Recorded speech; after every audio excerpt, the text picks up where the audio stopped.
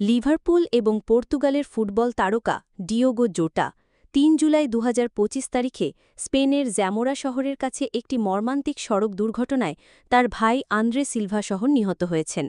এই খবরটি বিশ্ব ফুটবল অঙ্গনে গভীর শোকের ছায়া ফেলেছে।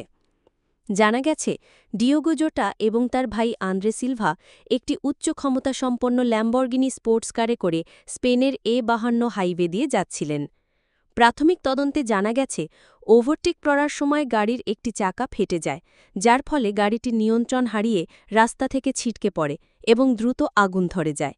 ঘটনাস্থলেই ডিয়েগো জোটা ২৮ বছর বয়সী এবং তার ভাই আন্দ্রে ২৫ বছর বয়সী মারা যান।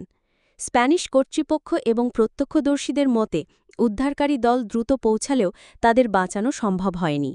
এই মর্মান্তিক ঘটনাটি ডিয়েগো জোটার বিয়ের মাত্র কয়েকদিন পরেই ঘটেছে।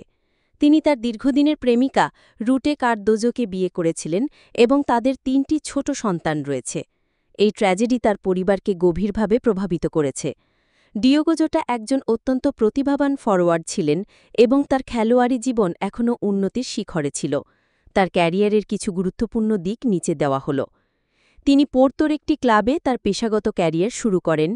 ২০১৬ সালে তিনি অ্যাথলেটিকো মাদ্রিদে যোগ দেন, যদিও সেখানে মূল দলে তেমন সুযোগ পাননি। পরে তিনি উলভারহ্যাম্পটন ওয়ান্ডারার্সে লোনে যান এবং সেখানে তার দুর্দান্ত পারফরম্যান্স তাকে পরিচিতি এনে দেয়। তিনি উলভারহ্যাম্পটনকে প্রিমিয়ার লিগে উঠতে সহায়তা করেন। ২০২০ সালে তিনি লিভারপুলে যোগ দেন এবং দ্রুতই দলের অবিচ্ছেদ্য অংশ হয়ে ওঠেন। লিভারপুলের হয়ে তিনি ১৮২টি ম্যাচে ৬৫টি গোল করেন এবং ২৬টি অ্যাসিস্ট করেন। লিভারপুলের হয়ে তিনি প্রিমিয়ার লিগ, এফএ কাপ এবং লিগ কাপ সহ বেশ কয়েকটি গুরুত্বপূর্ণ শিরোপা জিতেছেন। ডিয়েগো জোটা ২০১৯ সালে পর্তুগাল জাতীয় দলের হয়ে অভিষেক করেন।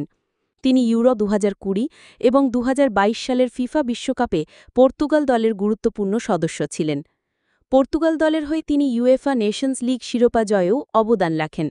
ডিয়েগো জোটার অকাল প্রয়াণে বিশ্ব ফুটবলে গভীর শোকের সৃষ্টি হয়েছে। Liverpool club, Portugal football federation, তার সহতীর খেলোয়াড় এবং বিশ্বের বিভিন্ন প্রান্তের ফুটবল অনুরাগীরা তার প্রতি শ্রদ্ধা জানিয়েছেন।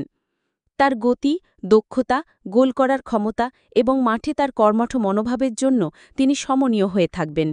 লিভারপুল তাদের অফিসিয়াল ওয়েবসাইটে শোক প্রকাশ করেছে এবং তার পরিবারকে সমর্থন জানিয়েছে।